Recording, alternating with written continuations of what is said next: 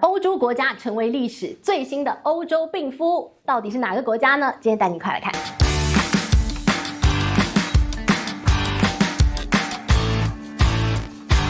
嗨，大家好，我是治愈。今天想跟大家来聊聊，有一个国家现在面临到了国运非常惨淡的一个状况，而且呢，很可能变成新的欧洲病夫。你说欧洲病夫哪个国家？哪个国家？欧洲几个国家？No， 这可是以前传统的欧洲的强国。法国呢？现在大家都说，天哪！现在的法国呢，面临到了从社会、政治、经济3方面全方位的凄惨啊！好，那今天就好好带大家来看看，到底法国面临到了什么样的一个窘境了。首先，我们先来看最近发生的，你会说，那是社会事件。罗浮宫遭窃了，小贼啊，居然啊偷偷摸摸，有点光明正大就跑进去了。跑进去呢，4分钟之内就把9件全部都是这个拿破仑时期啊，这个皇室的一些珠宝给偷走了。现在还没有抓到人，然后大家就说，那这个跟他们就社会事件啊，怎么看呢？还好吧。不，你应该这样看。其实呢，当每一个成熟的国家，当它的博物馆都是一个历史的象征，都是一个你知道国家有一种国力的展现，因为呢，你的国家已经强盛到我可以好好的来保留我过去的历史，我好好的整理我们国家过去的璀璨的一个光荣历史。这个国家应该已经非常成熟吧？那博物馆很重要，是一种国力的象征。所以呢，你看到其实有很多国家，他们的人在抗议的时候，示威抗议的时候，他们都会找那个博物馆下手，因为呢，那就是一个挑战现有体制、冲撞最好的一个象征。过去呢，曾经一些西方国家很多的一些博物馆，每次在抗议过程当中啊，这个名画被泼漆呀，什么样的这种各种对博物馆的一些这个破坏。都是来自于这样的一个心理状态，所以这回呢，你就看到了，这个罗浮宫遭窃人家说某种程度上就是它的连社会上都已经开始乱起来了，因为呢，这个博物馆这种最 peace。舒适，然后稳定这样的一个象征都被破坏了。那你当然可能讲我说，你牵强，至于你很牵强。但是呢，我们就继续带您来好好讲下去了它这个法国真的是在很多的一些层面当中都已经出现一种乱了套的一个状况。好，那刚看到就是社会层面上的一些混乱，那当然它还有很多的一些走上街头抗议的事件等等那这一切很混乱的一个状况 ，chaos 到底是从哪里开始的呢？应该是从法国的总统马克宏，他在2024年那一年呢，他冒险提前进行国会的一个选举从那个时候开始，一路混乱到今天，现在的一个混乱状况有一点难以收拾的一个状况。好，那我们就来看到近来法国的一个政治动荡状况呢。首先呢，是他们的班长一直换。班长就是他们的总理很像一个班级的班长。那老师说呢，选个班长出来，然后带大家做事然后那个班长没有人要听他的话，所以换一个，再换一个，再换一个。法国呢，在2年内已经换了5个总理了。好，那近来这个总理呢，叫这个勒克鲁这个总理也很妙，我们待会说。但在勒克鲁前一个总理叫白胡呢，这个总理上台了之后呢，他要解决的问题就是现在法国很严重的问题就是他的债务非常非常高。好，那高的不得了。于是呢，他说那我们要解决这个问题那要怎么办？当然就开源节流嘛，对吧？我要开源，然后我要节流。怎么样开源呢？养老金的改革。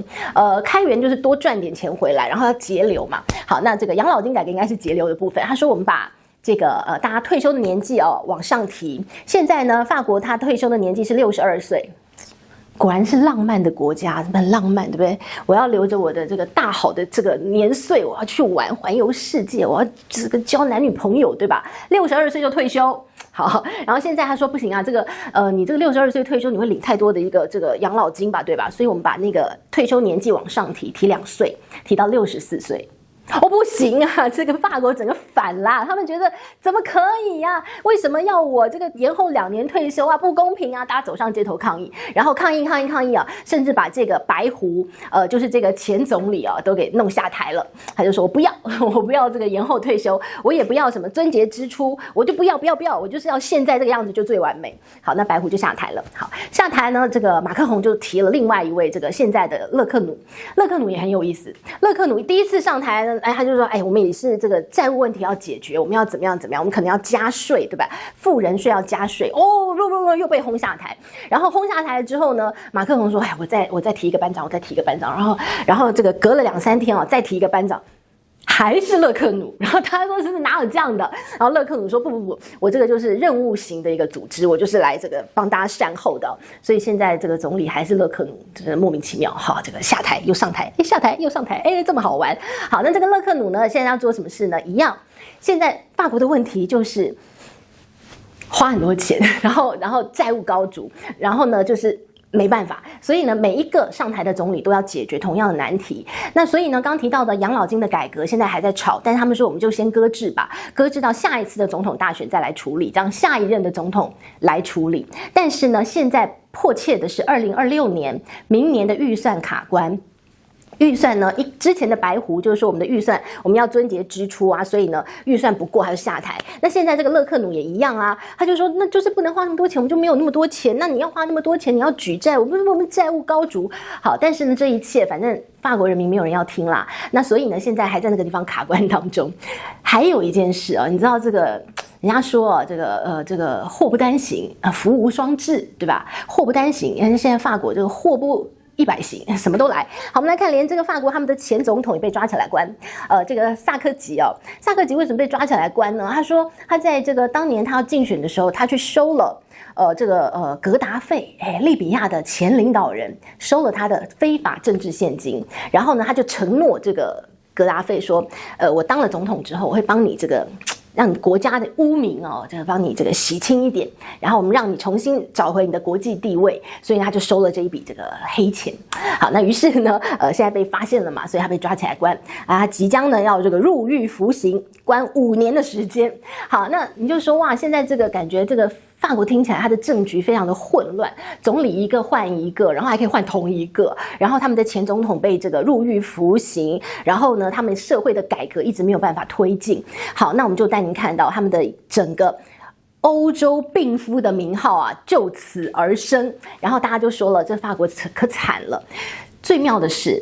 你的国家，你说，我们人在台湾，然后看法国，你就说，1、2、3、4、5，他们有很多的问题需要被解决，但他们自己你知道那种感觉很像那个当局者迷旁观者清，我们是旁观者，当局者迷。法国人没有感觉的，法国人你跟他讲说，你们那个债务很严重啊，这法国人说我不听，你乱讲的，没这回事。然后呢，你跟他说，你们这个再不这个解决债务问题的话，你这个国家可能国家的财政会破产的。然后法国人就说乱讲，没这回事，就一直这个样子的然后呢，然后法国人还跟你说好，就算是这样子好了，为什么是我负责？你是法国人，你不负责，谁要负责？我帮你负责吗？所以呢，你这法国人很妙的，你要改革不要改革，现在问题很大，我不要解决。然后呢，要你延后退休来解决问题，我不要，关我什么事？就是这样子的那于是呢，你看那个被轰下台的这个前总理白狐，他就这样讲，他说呢，现在法国的债务是跟喜马拉雅山一样高。然后呢，给大家数字他们的一个债务总共呢已经来到3.4兆欧元。历史新高，而且通常我们把国家债务会拿来跟 GDP 做比较，法国的债务呢是占他们的 GDP 的115.6%。好，那当然要比例尺，你才知道这叫高还低嘛，对吧？过去呢，曾经欧洲有这个欧洲几国，对吧？欧洲4国呢，就是西班牙、意大利啊、希腊这些国家嘛。好，那现在我们就来看看这些国家现在都好多了。只有法国一直在恶化当中。好，我们来看现在最严重的在欧洲当中，第一名的还是当初的这个欧洲几国，就希腊。但希腊它的一个这个债务占 GDP 的一个比重也开始往下了，最高的时候当然是200多，很高。那现在呢，已经降到152。好，那它这个是全欧洲最惨第一名。好，全欧洲最惨第2名，意大利137%，再来第3名。就是法国曾经的这些欧洲国家，包括像是西班牙、葡萄牙，现在呢都已经把他们的这个债务比降到接近100%了。只有法国现在已经变第3名，冲到了那些欧洲当中的中间那个位置。所以这个法国其实它的一个债务状况是很严重的，只是现在他们的人民就不想听、不相信。不要告诉我，不关我的事，为什么要我负责？他们都这样想。然后他们的经济数据很差，这个法国浪漫的个性，比如说他就说他们失业率很高，然后他就讲我们失业率一向很高啊，没什么，没问题。我们虽然很会失业，但我们也很会创业，你知道浪漫的个性哦。然后跟他说你的经济成长率不怎么样，他就说，经济成长率。这样也可以啊，我们也比那些什么国家高啊，这样就够了。我们不要是最后一名就行。浪漫的国家，他就这样想。好，那但是呢，你说你们自己国家浪漫 OK， 但是我们外头的人、旁观者绝对不是这么看的。所以呢，法国他们国家的评级一直在被降啊，他们近来不断被降评级。我们来看惠誉，把它从 AA Plus、AA Minus， 现在已经被降到了 A Plus。然后另外呢，标普也把它的 AA Minus 现在已经降到了 A Plus。然后接下来穆迪很可能也会跟进降评现在法国的主权评级哦。现在这个法国呢已经跟西班牙、葡萄牙同一个等级。法国人不知道心里怎么想，他们过去呢可是高高在上的，现在呢他们跟人家同一个评级了哦。好，那当然呢，你说在一个国家当中，也绝对不是整个国家大家都这个不想听、不想看，什么都不想做嘛，对吧？有钱人跑得很快的。我们来看近来哦，这个法国有钱人哦已经开始这个人家说人2只脚，钱4只脚。这个有钱人8只脚统统跑了，他们跑到哪去呢？跑到了瑞士去，他们跑到了这个卢森堡去。近来你就发现，在卢森堡跟瑞士他们的一些这个很重要的一些基金公司都发现，哇，好多来自法国的资金这个大笔的开始买金融的商品那就问他们说怎么了？原来呢是法国即将，因为他们债务高筑嘛，所以呢就有个这个专家提出一个建议，他说那就去跟有钱人多拿点税。开征富人税，怎么个课法他说呢，要跟富人课2%的税，就是呢，你的财产在1亿欧元以上的所有不是说你今年赚的钱是所有的资产，我都跟你拿2%。他说这些拿来哇，那不得了，那就会有很多。他们去算了说，如果是在1亿的欧元以上的这些法国的富豪，大概有1800人，1800人每个人去把他的资产2%拿过来，将会有200亿欧元的资产那就很好用了。但是呢，这些富豪就觉得凭什么？这国家欠那么多钱，关我什么事？为什么要这些有钱人来负责这些？补你们那些洞呢？所以呢，现在很多这些法国有钱人就跑我就钱就挪出去我就不留在法国啦。他们觉得你要这样子把我2%的资产全部拿走，那你岂不就是共产主义吗？怎么会这个样子呢？包括像 LVMH 这个 LV 集团，他们的这个老板就讲了，就不公平嘛，对不对？怎么行呢？所以呢，现在大家钱都在往外挪。好，那我们就整体来看看，现在法国面临到了这么多的问题，它到底要怎么解决法国现在的经济状况的确不好，你看它的很多 PMI 的一些经济数据都在50的荣枯线以下，然后你就看到很多的一些国外评断一个国家它的一个经济状况，或者是信不信任这个政府，你就去看它的一个公债殖利率。法国现在的10年期公债殖利率比意大利的还要高，什么意思呢？就是你宁可去买意大利的，你也不买法国的。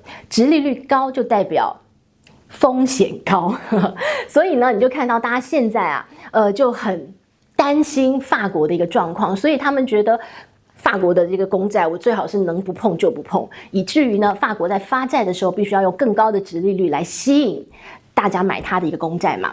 法国被这个意大利给比下去了。好，那不止这样大家说那法国很差，就是它个别国家的状况不是这样的，它会影响到整个欧洲的状况。英国呢现在也被影响到了，因为英国的一个这个公债殖利率呢也开始飙高了。为什么？他们说哇，法国的一个债务状况很糟糕，所以呢大家觉得这个国家很不 OK。英国也是，英国的一个债务的一个水准也蛮高的，所以呢，现在英国的一个公债殖利率呢，也被这个法国带的，通通开始不断的往上飙高了。再来人在倒霉的时候，喝水都会呛到。我们来看法国现在超级倒霉的，然后呢，他们很重要的法巴银行最近呢，也被美国纽约的一个法庭给判了，判他什么？他说你违反了这个美国的制裁，他们认为法巴银行去帮助了苏丹政府进行这个种族清洗。这个种族灭绝的罪行，所以呢，这个法拉银行被判了一个好大的一个这个罚款啊，要被罚2000万美金啊。所以呢，你看到这个法国最近一连串的新闻都是很负面的，然后你会非常明确的感觉到他们的社会非常的这个不安定，然后呢，经济状况呢非常的萎靡，然后呢，整个政治情况也是混乱到不行。好，那到底呢，这么一个浪漫又混乱的国家，未来呢会何去何从呢？就让我们继续往下看喽。这是今天帮大家整理的法国最近的状况了，希望你喜欢，我们下回见，拜。